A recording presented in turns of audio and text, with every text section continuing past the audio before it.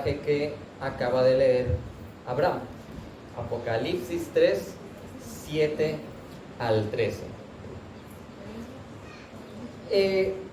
Y antes de hablar un poco más sobre la estructura que vamos a estar viendo, miren, algo habitual cuando alguien ya se está acercando a la palabra, van a escuchar que están buscando una buena iglesia. De hecho, la gente normalmente estaba buscando una buena iglesia. Yo conocí a Jesús porque él estaba buscando una buena iglesia y no la encontraba. Pero la gente a veces pone el estándar bien alto, al punto de que ellos están buscando la iglesia perfecta, donde no haya problemas, donde no haya hipócritas. Una buena iglesia, dicen, es la que están buscando. Bueno, esa iglesia no existe. No existe la iglesia perfecta. Y si esa iglesia existiera, y alguno de nosotros va y ahora se hace miembro de esa iglesia, en ese momento esa iglesia deja de ser perfecta, porque ahora nosotros estamos ahí, como seres imperfectos. No existe iglesia perfecta, pero a pesar de eso, de que sabemos que no existe una iglesia perfecta y que nosotros no somos una iglesia perfecta, sí existen iglesias fieles al ministerio. Y ese es un distintivo que nosotros debemos de buscar en una iglesia cuando la vamos a recomendar o en nuestra propia iglesia local. Debemos examinar si nuestra iglesia es una iglesia con un ministerio fiel. Y ahorita adelantito vamos a hablar un poco más sobre lo que significa eso. Pero a veces estamos como que, es que yo no quiero estar en esta iglesia donde está esa hermanita Mariana que es bien chismosa, o ese Pepito que es bien amargado, o ese Ramón que nada más se la pasa hablando de él. Son nombres ficticios, no estamos hablando de gente de aquí exactamente. Bueno, esa Marianita está aquí y está en la iglesia de Mochis, y está en la iglesia de Obregón y en la iglesia de Culiacán. Ahí va a haber otra Marianita, va a haber otro Ramón, va a haber otro Pepito, otro Juan. ¿Por qué? Porque la iglesia está hecha para pecadores. Venimos a la iglesia para ser mejores, no para sentirnos bien. Entonces necesitamos de la iglesia. Pero lo que necesitamos ahora, que ya estamos en la iglesia, sabemos que somos pecadores, es desarrollar un ministerio fiel. Y he titulado este sermón, eso, un ministerio fiel.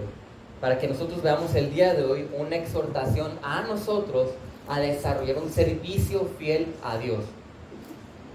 Por eso les dije, muy relacionado con lo de la mañana. Solemos pensar que el servicio fiel a Dios se reduce a lo que hacemos aquí los domingos. Pero no, nuestra fidelidad es vista el resto de la semana. Es de lunes a lunes o de domingo a domingo, como lo quieras ver. Ahí es donde yo voy a mostrar si de verdad tengo un servicio fiel o un ministerio fiel. No en las veces que en la semana voy a la iglesia. Claro, eso es importante. Pero en la manera en la que en la semana yo estoy demostrando ese servicio en mi trabajo, en mi casa, con mis familiares, con mis amigos, etc. Ahí es donde nosotros vamos a demostrar o desarrollar ese ministerio fiel. Así que el día de hoy vamos a ver aspectos de parte de Dios que nos exhortan a tener un ministerio fiel.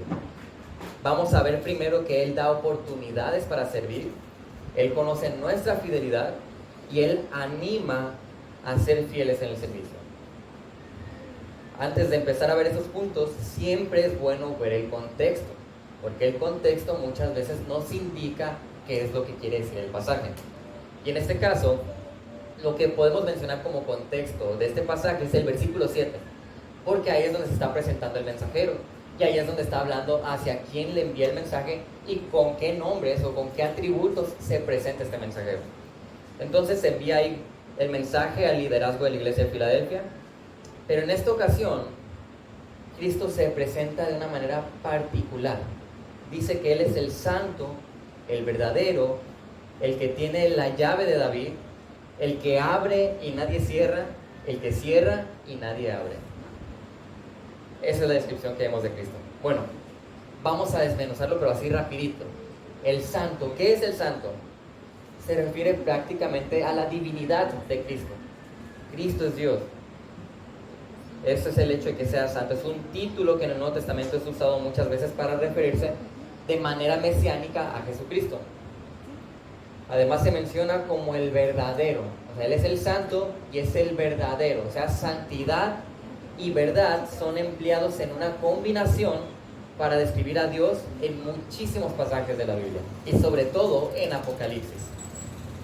Dice que Él tiene la llave de David, y este título simboliza el oficio mesiánico de la autoridad soberana de determinar quién entra al reino y quién no.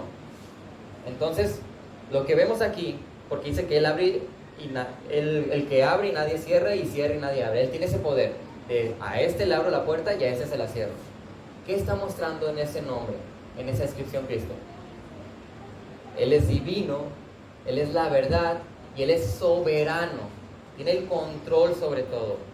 Eso es lo que Él está mostrando aquí.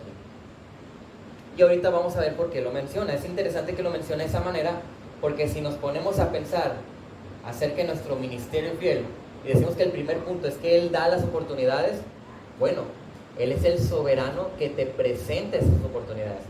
Si estamos viendo el segundo punto, que Él conoce nuestra fidelidad, el soberano que tiene el control sobre todo, Él conoce ese servicio que nadie ve, pero Él lo ve, Él lo conoce.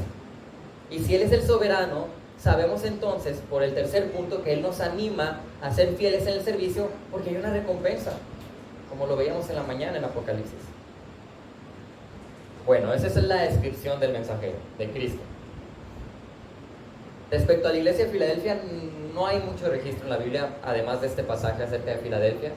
No podemos decir mucho más de ella, solo sabemos que estaba en una buena ciudad, próspera, con buen comercio, había mucha filosofía ahí.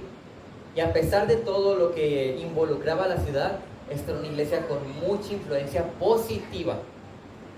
Solamente la iglesia de Filadelfia y la iglesia de Esmirna no reciben una queja de parte de Dios. Solamente hay elogios y consejos para ellos, señal de que era una buena iglesia. Así que vamos a entrar en el primer punto. Dios da oportunidades para el servicio. Esto lo vemos en Apocalipsis 8 al 9, pero digamos que es 8b y el 9. ¿Cuál es el 8b? Ustedes pueden ver ahí, dice, por tanto, ¿lo ven ahí después de la coma?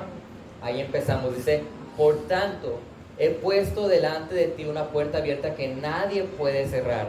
Y luego dice el 9, por tanto, yo entregaré a aquellos de la sinagoga de Satanás que se dicen ser judíos y no lo son, sino que mienten. Yo haré que vengan y se postren a tus pies y sepan que yo te he amado.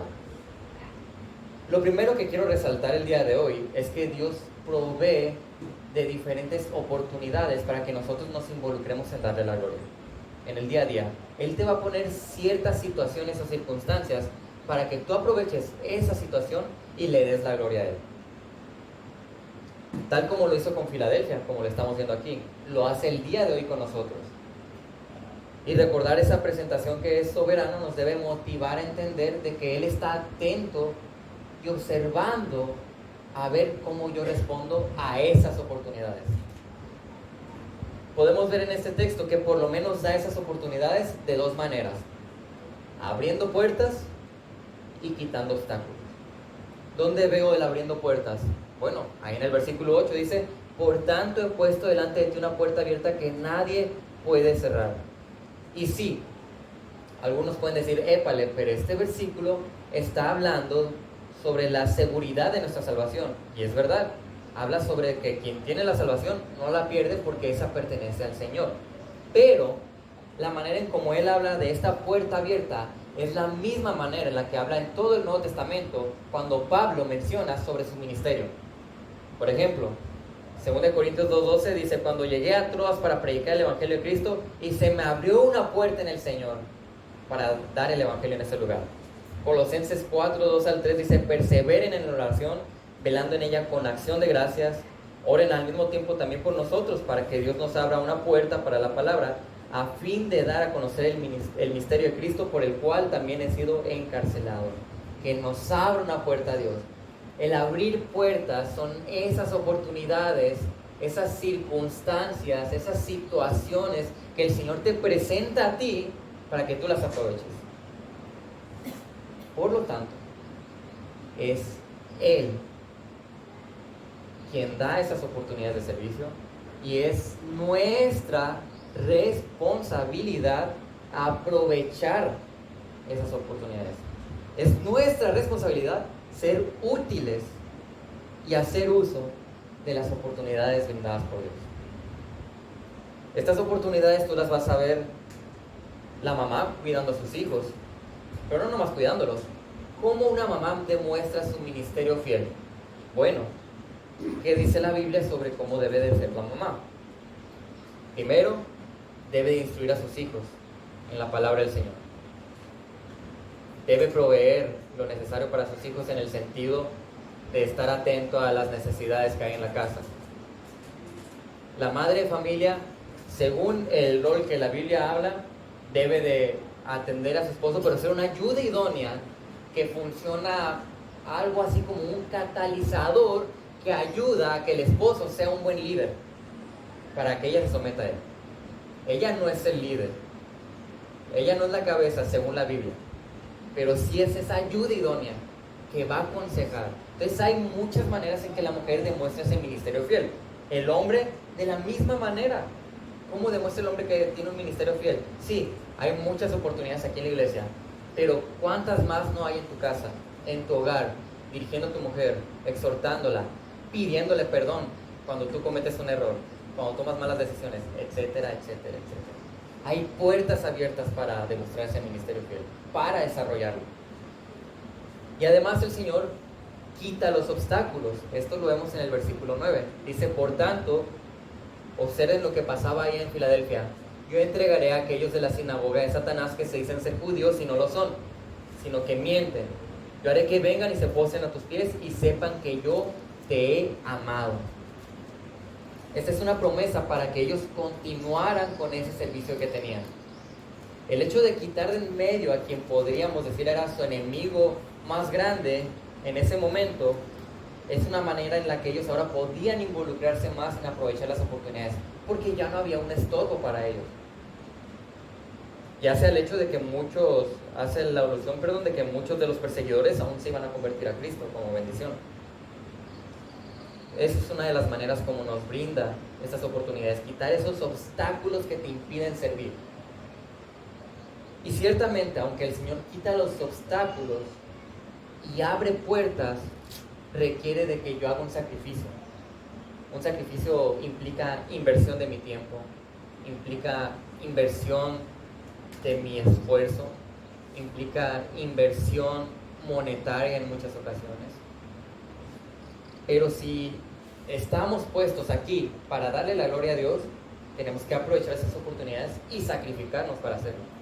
Porque por algo abre las puertas, por algo quita los obstáculos. No es para que estemos estáticos y va a sonar duro o inútiles. El siervo ha venido a servir. Y si yo ahora soy un siervo o un esclavo de Jesucristo, tengo que servirle a Él. No quita los obstáculos y abre las puertas para que yo todavía me quede esperando a que los planetas se alineen.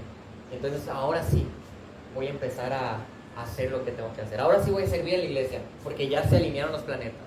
Y es que está esperando nada más una respuesta acá del trabajo. No, estamos dispuestos y aprovechando esas oportunidades. En cuanto se quite el obstáculo, uno está aprovechando ahí para servir. Se supone. Así que el que yo me niegue a participar de las oportunidades que Dios nos da como parte del servicio a Él o a su iglesia, eso va en sentido contrario de lo que Dios espera de nosotros. Cuando yo no respondo a eso, no estoy respondiendo como el creyente debe hacerlo. Y si nos vamos a algo un poco más específico, tenemos la iglesia, que es el lugar donde más voy a explotar yo mis dones. El don que el Señor me ha dado, aquí lo voy a explotar. Y tenemos cosas tan mínimas como, por ejemplo, realizar el aseo, participar en la escuela dominical los domingos, orar juntos los miércoles. Eso es lo más mínimo. Digamos que eso es lo más sencillo. Se esperaría que cualquier miembro de la iglesia participe en eso porque es lo más sencillo por hacer en cuanto al servicio. Ahora, si yo no participo en alguno de estas áreas, que es lo más sencillo como miembro, ¿realmente estoy mostrando tener un ministerio fiel? Y ni hablar de lo difícil que es para algunos a veces dedicar un día del mes para reunirse las mujeres o reunirse los hombres. Y todavía si escarbamos más y hablamos de nuestra evangelización, ¿cómo estaremos? Demostrando que tenemos este ministerio fiel de las oportunidades que Dios te presenta. Nadie podemos decir, no, bueno, es que a mí no se me presentan esas oportunidades. Bueno, tenemos un calendario que se envía a principios de mes donde dicen, miren, aquí están todas estas oportunidades de servicio, prográmate. ¿Cómo las vamos a aprovechar? Mira, ahí estás, en tu trabajo, con tu familia. Hay mucha gente inconversa que no ha escuchado el Evangelio. Ahí están las oportunidades. ¿Qué estás haciendo? Fuiste a comprar las tortillas. Esta persona no conoce el Evangelio. ¿Qué estás haciendo? Trajiste un trabajador a tu casa. ¿Qué estás haciendo? Las oportunidades las pone el Señor ahí para que las aprovechemos. La pregunta es, ¿estás tú aprovechando las oportunidades? Esa oportunidad de invertir en los hermanos. Por ejemplo, esa oportunidad de saber involucrarte en la vida de Chabelita para ver cómo salió la operación. Esa oportunidad de involucrarte en la vida de Lili y preguntarle cómo salió su mamá de la operación. Que la operaron el viernes. Esa oportunidad de involucrarte en Nata y decirle, oye Nata, ¿qué pensó tu tía el domingo pasado que vino? Que es como su mamá, su tía. Estamos atentos y viendo esas oportunidades y aprovechándolas.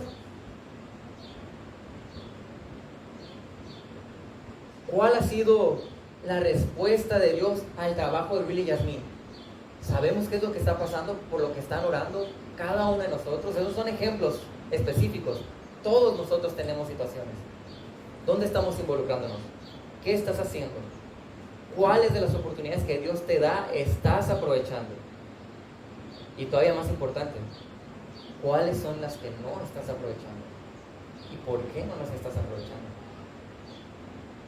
El creyente fiel toma las oportunidades que Dios le da y hace uso de ellas para invertir su tiempo, esfuerzo, dinero en glorificar a Dios.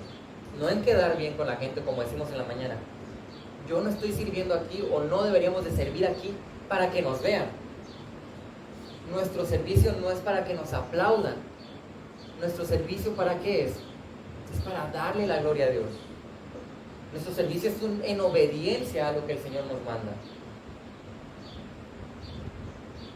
Por eso yo glorifico a Dios, por eso edifico a los creyentes, por eso evangelizo a los perdidos. Porque es parte de mi ministerio como siervo del Señor. Y no solamente el Señor da esas oportunidades, sino que aún vemos como segundo punto que Él conoce nuestra fidelidad y el servicio que tenemos. El principio del versículo 8 dice, yo conozco tus obras. Y luego el versículo 10, bueno, el versículo 8 todavía más adelante dice, aunque tienes poco poder, le está diciendo a la iglesia, has guardado mi palabra y no has negado mi nombre. Y luego en el 10, la primera parte, porque has guardado la palabra de mi perseverancia. Aquí el hecho de que nosotros entendamos de que el Señor conoce nuestra fidelidad al servicio es como un cerillo, una mecha que debe encender nuestros corazones para motivarnos y continuar ese servicio. Porque ¿para quién es este servicio? Es para el Rey. Y saber que el Rey conoce eso que estamos haciendo, eso nos debe de animar, eso nos debe motivar, eso nos debe de mover o empujar. Y hay dos cosas principales que Dios reconoce del ministerio del servicio fiel. Es guardar la palabra y mantenerse firmes. El guardar la palabra lo vemos ahí en el versículo 8. Menciona que sobre las obras de Filadelfia que tienen poco poder, dice. Ese no es un comentario negativo, sino todo lo contrario, eso es un comentario positivo. Porque lo que le está resaltando aquí es decir, mira, a pesar de que tú eres débil como iglesia, te has dejado usar por mí, por Dios, y has tenido una poderosa influencia en la ciudad, siendo débil. Ese es un elogio, esa es dependencia a Dios.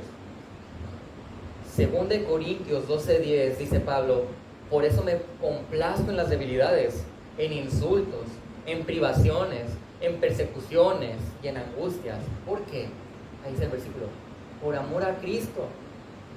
Porque cuando soy débil, cuando estoy abajo, tirado, cuando sé que yo no dependo de mis fuerzas, sino que yo dependo del Señor, dice Pablo, entonces soy fuerte. No por las fuerzas que Él tenga, sino porque Él deja de depender en lo que Él puede hacer por su propia voluntad y empieza a depender en el poder de Dios que lo capacita para hacer las cosas para el Señor. Esta era una iglesia pequeña en número, pero con un poder y una influencia en su región poderosa.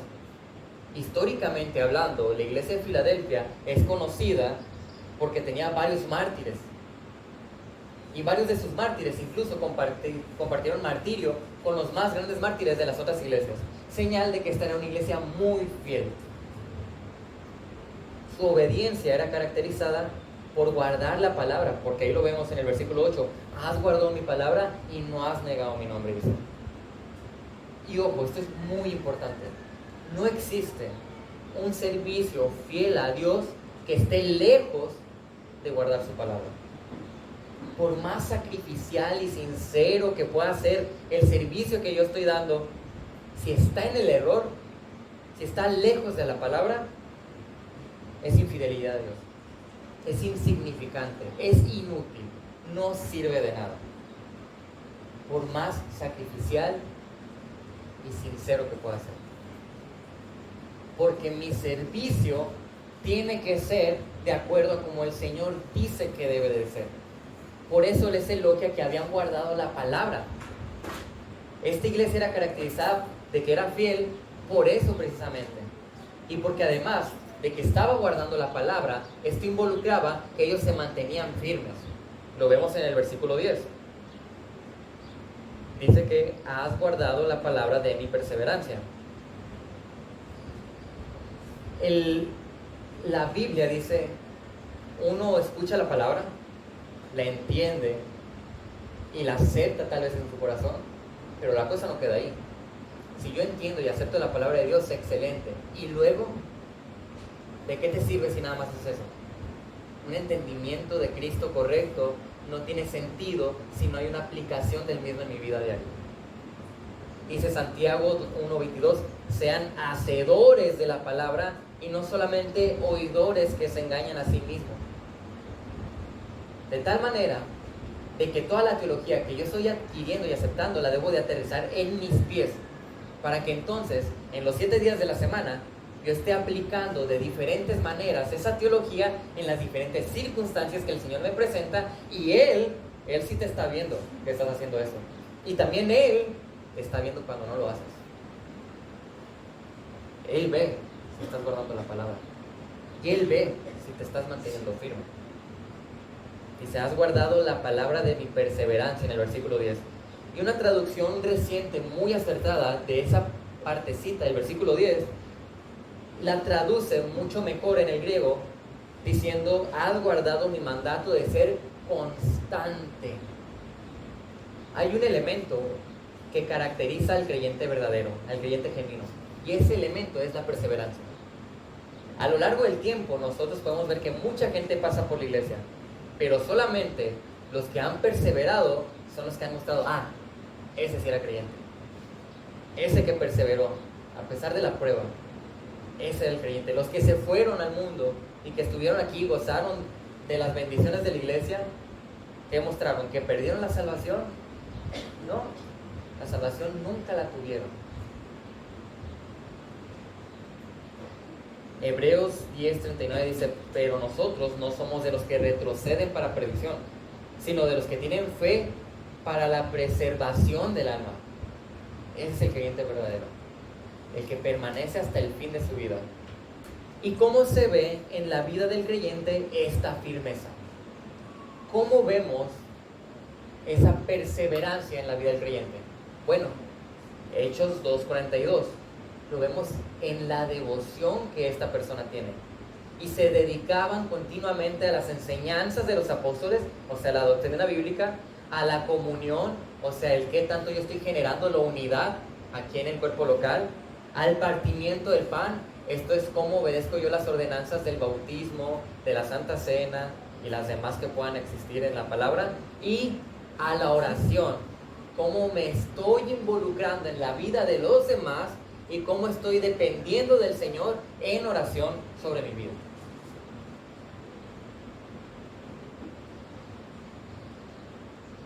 Tenemos, como lo mencionaban, 3 tipos de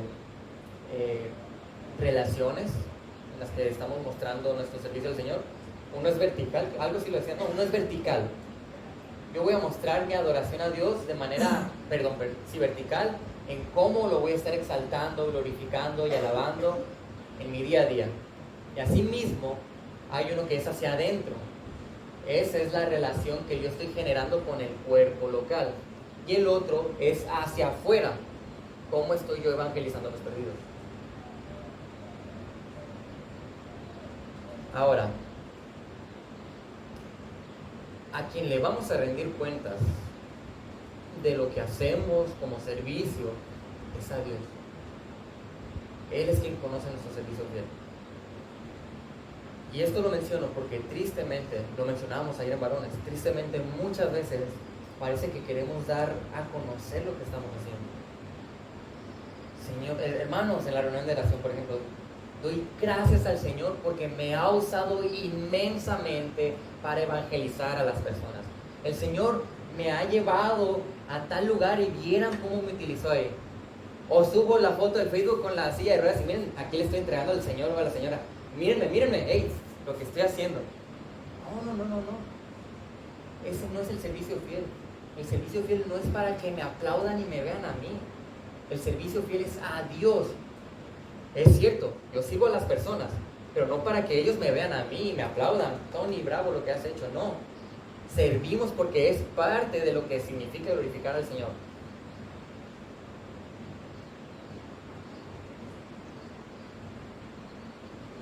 A veces podemos estar hablando de lo mucho que Dios está haciendo por medio de mí, pero hay que ser bien cuidadosos de no estar buscando aplauso o aprobación de los demás. Si yo estoy evangelizando con las personas, excelente, continúa evangelizando, pero no tienes que ir con los pastores y decirles, hey, ya evangelicé. Ahí van a sacar la lista y van a poner palomita. No, ese es nuestro servicio natural. No tendría por qué ser algo que yo dé cuentas a los demás de lo que estoy haciendo en ese sentido, porque se supone que es lo que se espera de todo creyente. Ahora,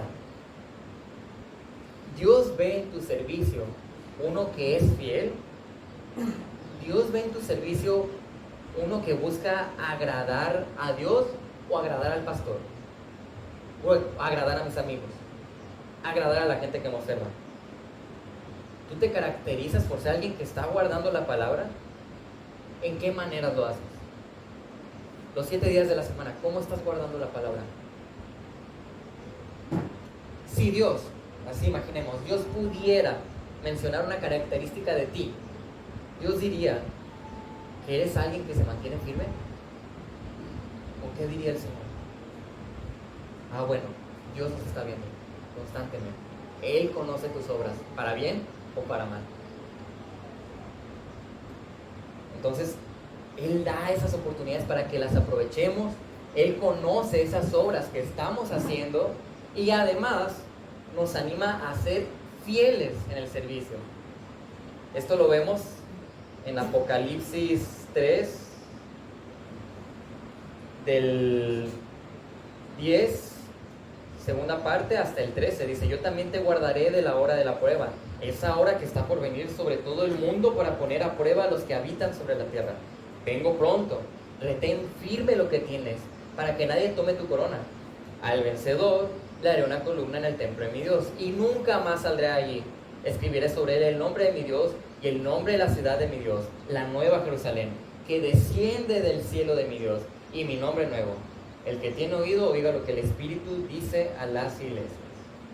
Entonces Cristo, además de mostrar todas estas cosas, nos está animando principalmente en 2 maneras aquí en estos versículos. Nos anima en mostrarnos que no vamos a pasar la gran tribulación y en la garantía que tenemos de vida eterna. ¿Dónde veo yo que Dios me está diciendo que yo no voy a pasar por esa gran tribulación? Bueno, Observen la segunda parte del versículo 10. Dice, yo también te guardaré de la hora de la prueba.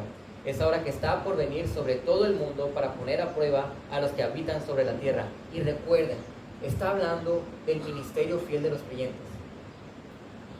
Alguien que sabe que es creyente verdadero y que está teniendo un ministerio fiel, escuchar estas palabras son de ánimo. Porque ¿quién de nosotros sabe en qué momento va a llegar la gran tribulación?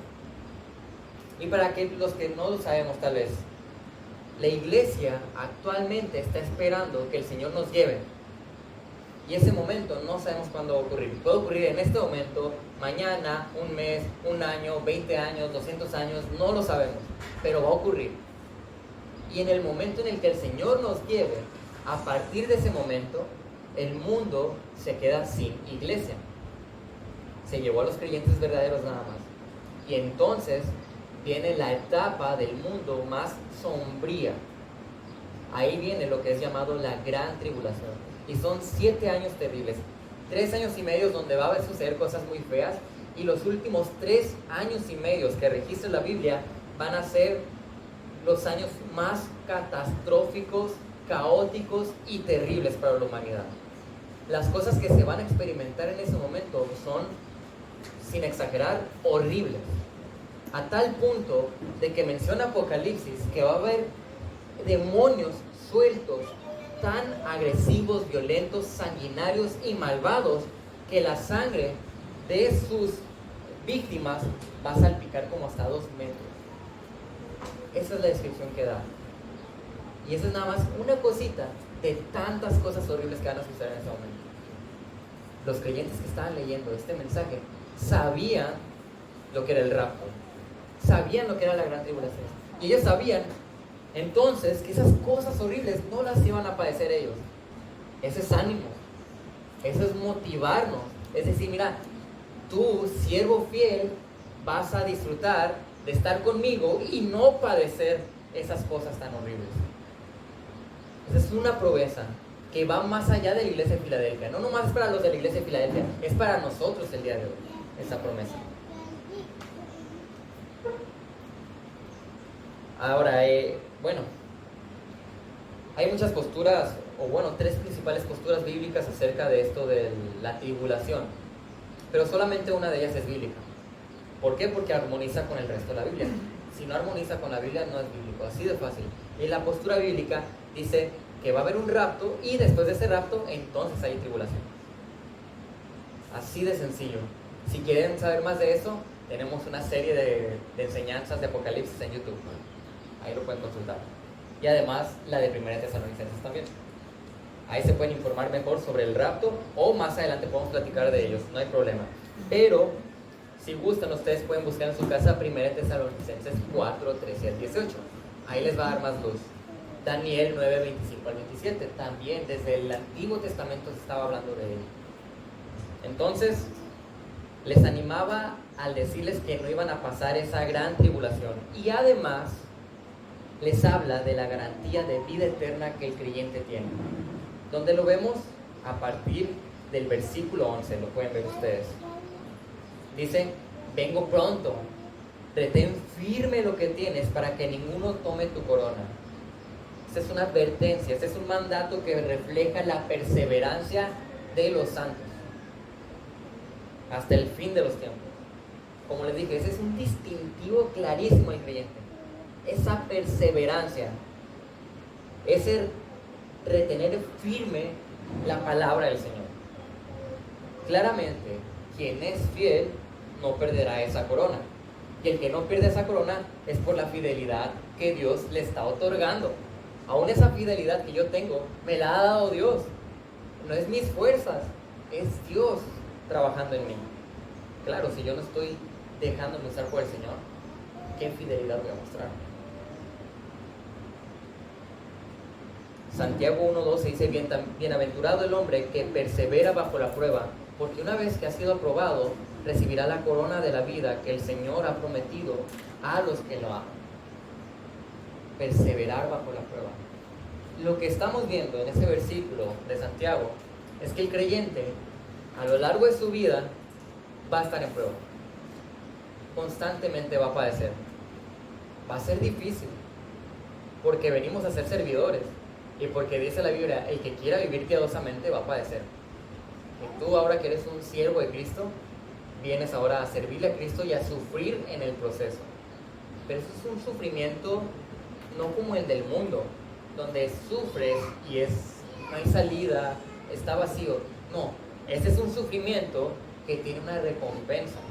Dice, el que persevera bajo la prueba recibirá la corona de la vida que el Señor ha prometido a los que le aman. Tenemos esa garantía, esa seguridad de que tú, que estás aguantando esos golpes que te está dando cada prueba y cada tentación que tú tienes, va a llegar a un punto donde se acaben y ahora vas a disfrutar de esa garantía de vida eterna. Dice, al vencedor, hablando del creyente genuino, le haré una columna en el templo de mi Dios y nunca más saldrá de allí. Esto, recuerden, Apocalipsis es un libro profético. Entonces constantemente está hablando en simbolismo, en metáforas, utiliza figuras literarias. Entonces, cuando dice que va a ser una columna en el templo de su Dios y que nunca más saldrá de allí, representa estabilidad, permanencia e inmovilidad. Significa, el Señor nos va a mantener firmes.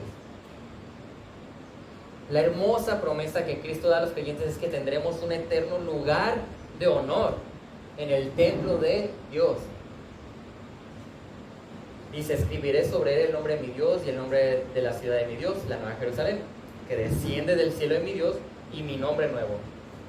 Esto, en pocas palabras, primero que nada, es que somos propiedad de Dios. Está diciendo, mira, tú le perteneces a Cristo. Esto, el que yo le pertenezca a Cristo, sí, implica que soy su siervo, pero también denota protección. Si la salvación es del Señor y yo pertenezco a Cristo, ¿quién puede apartarme de su mano? ¿Qué nos va a separar de su amor? ¿Qué nos puede separar de su protección? Sí, la prueba está bien dura, los ataques están bien duros. ¿Y qué más aparte de eso te va a pasar? Dice el Señor que no nos va a dar una prueba o una tentación más de lo que podemos soportar. Así que eso que te está sucediendo, tú lo puedes soportar porque estás aquí, en la mano del Señor. Y no solo le pertenecemos, sino que también habla de nuestra ciudadanía eterna, la Nueva Jerusalén, la cual Apocalipsis 21 se dedica a describir de manera detallada y asombrosa. En la mañana lo mencionábamos. Son cosas, a veces parecen como, ¿cómo voy a creer eso? Porque nunca hemos visto la gloria de Dios, pero vamos a experimentar estar frente a la gloria de Dios. Por eso la descripción es tan complicada y tan difícil. Porque ¿cómo puedes explicar la gloria de Dios si nunca antes la hemos visto tal como es en su plenitud? Pero ahí vamos a estar y tenemos esa ciudadanía, esa garantía. Y por último, nos promete un nombre nuevo, su nombre nuevo más bien. Esto representa la plenitud de la persona de Cristo, de tal manera que le veremos completamente como Él es. Decíamos en la mañana, vamos a ver a Dios como Él es, porque ya tenemos estos cuerpos glorificados cuando estemos con Él para estar delante de Él. 1 Juan 3:2, amados, ahora somos hijos de Dios y aún no se ha manifestado lo que habremos de ser, pero sabemos que cuando Cristo se manifieste seremos semejantes a Él porque lo veremos como Él es. Esa es nuestra garantía, vamos a estar con Él. Nada nos separa de Él, Él nos protege. Tenemos esa ciudadanía. Yo no soy de los Mochis, o yo no soy Jackie de los de Obregón, yo no soy un Mario de Monchicawi, no. Yo soy hijo de Dios. Yo pertenezco a la Nueva Jerusalén. Esa es mi verdadera ciudadanía. Aquí yo soy un peregrino. Nada más estamos de paso. Y cierre este ánimo con la exhortación de motivarlos a ser fieles en seguir los mandatos que el Señor les da, porque dice: el que tiene oído, oiga lo que el Espíritu dice a las iglesias. Qué precioso, ¿no?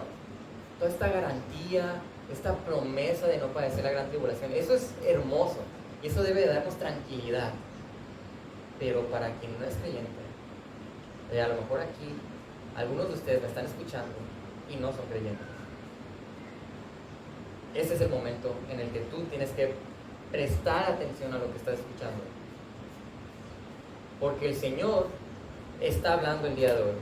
Porque es su palabra. Y Él se expresa, o lo conocemos, por medio de su palabra.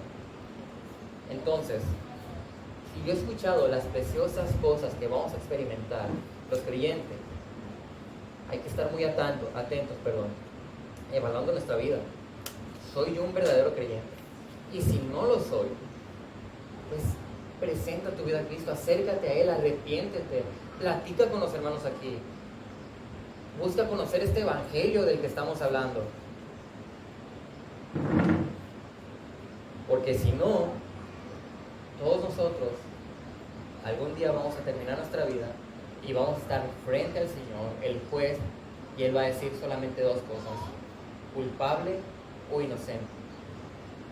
Y el que es inocente solamente es inocente por Cristo, por la sangre de Cristo, por la obra de Cristo, porque Cristo le eligió. Y si tú no te arrepentiste, si tú no perteneces a Cristo, lo que va a decir el juez es culpable. Y si las cosas que platiqué de la gran tribulación son horribles, las del infierno son peores. La gran tribulación va a ser un manjar delicioso en comparación de lo horrible que va a ser el infierno.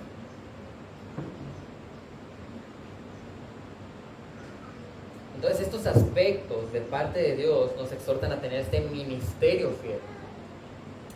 Un ministerio fiel es algo que se espera de cualquier creyente, ya que justamente a esto hemos sido llamados.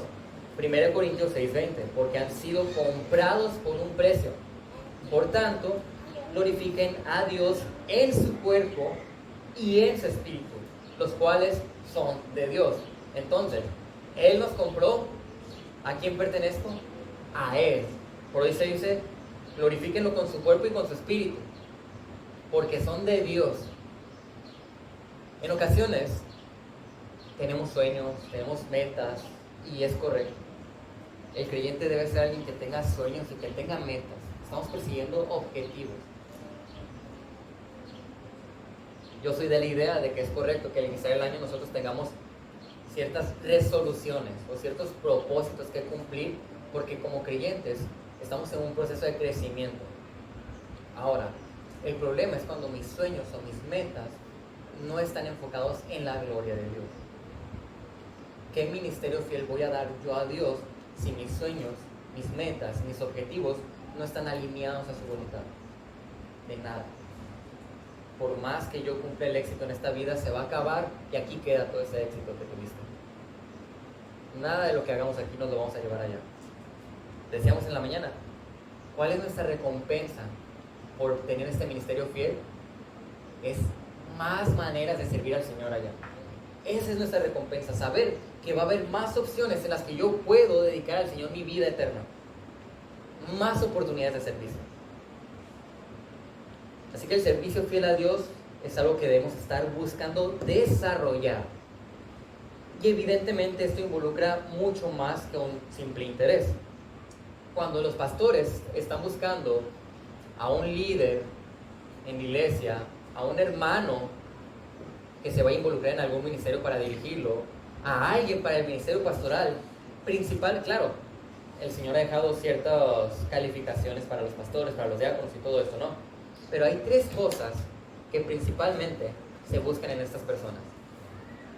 Se busca que estén dispuestas, disponibles y que sean enseñables. Necesitamos, para desarrollar este ministerio fiel, ser enseñables. ¿Qué significa esto? Que yo tengo la humildad de recibir la corrección. Que yo tengo la humildad de reconocer que no tengo ciertos dones y que no puedo servir siempre en todas las cosas. Que yo tengo la humildad de decir, necesito ayuda. Y de que estoy aprendiendo de mis maestros o mis líderes.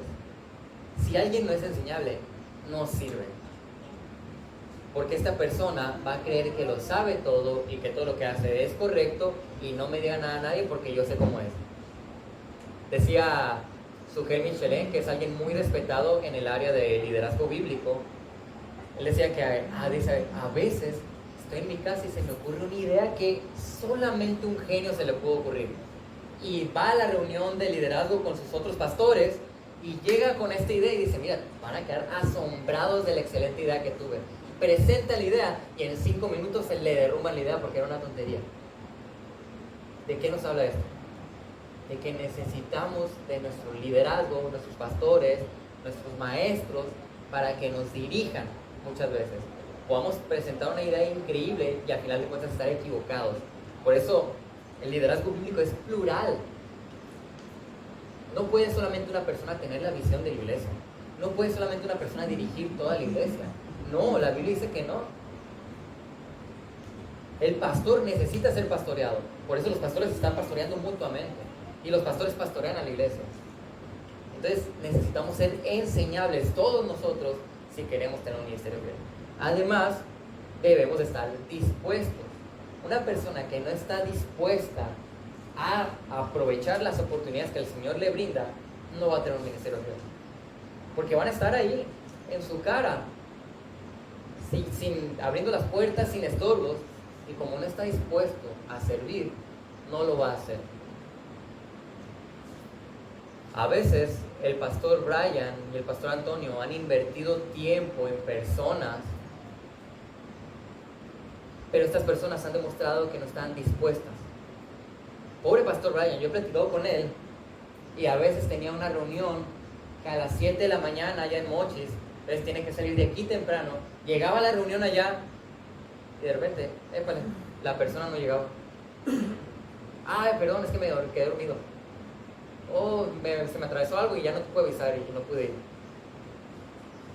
Bueno, no era alguien dispuesto al servicio. Entonces, enseñables, dispuestos y además disponibles.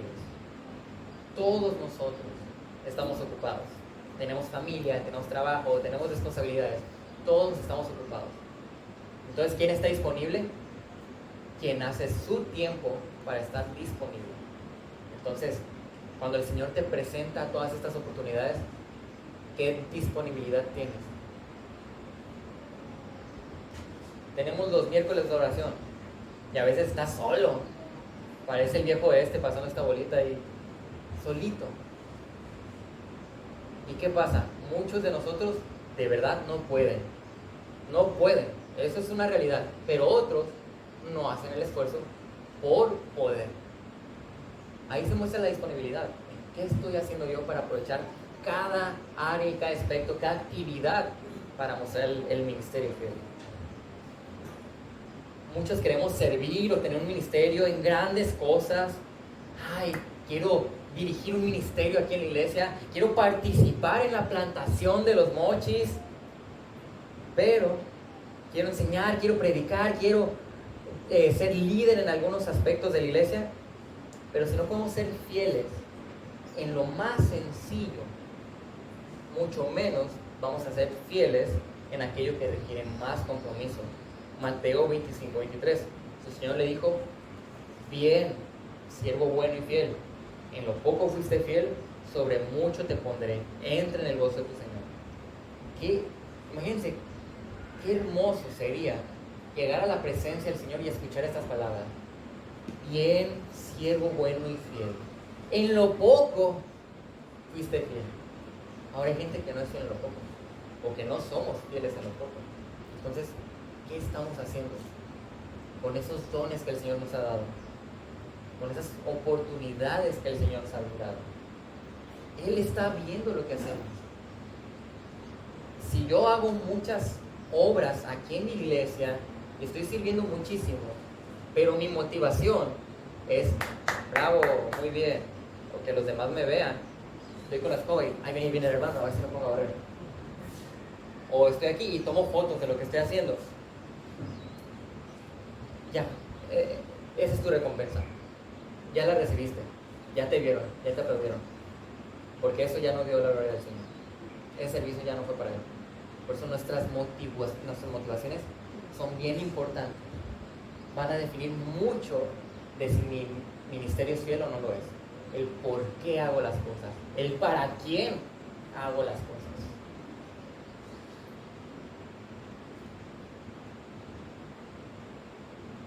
En conclusión, debemos de estar muy atentos a estar desarrollando este ministerio fiel, porque es lo que el Señor espera de nosotros, que nosotros hagamos. Pero si yo no estoy atento a mi alrededor como un radar, yo no voy a ver esas puertas abiertas, y tampoco el Señor va a ver en mí que aproveche esas oportunidades. Voy a fallar. En vez de que diga, bien, siervo fiel y bueno, pues siervo inútil, quisieras que diga sobre nosotros. No, ¿verdad? Como les hemos dicho en otras ocasiones, no venimos nosotros a sentarnos y calentar sillas. Estamos aquí porque esta es la oportunidad que tenemos para ser mejores e involucrarme con todos los demás para darle la gloria de Dios. Y cuando me involucro con los demás, voy a conocer a más inconversos para entonces evangelizar más. Entonces hay tantas oportunidades entre nosotros que a veces se nos escapan porque no estamos abriendo los ojos.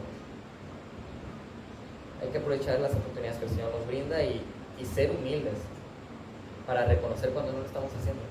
Porque si yo no tengo la humildad de reconocer las fallas que hay en mi vida, no van a cambiar. Y voy a seguir igual.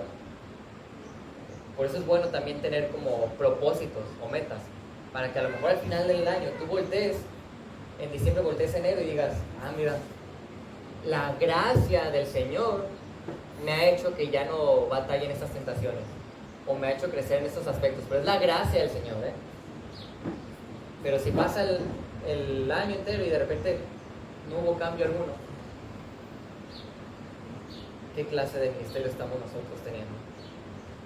Recuerden, el ministerio fiel involucra todos los días y cada aspecto de nuestras vidas. Por eso tenemos tantas oportunidades para aprovechar.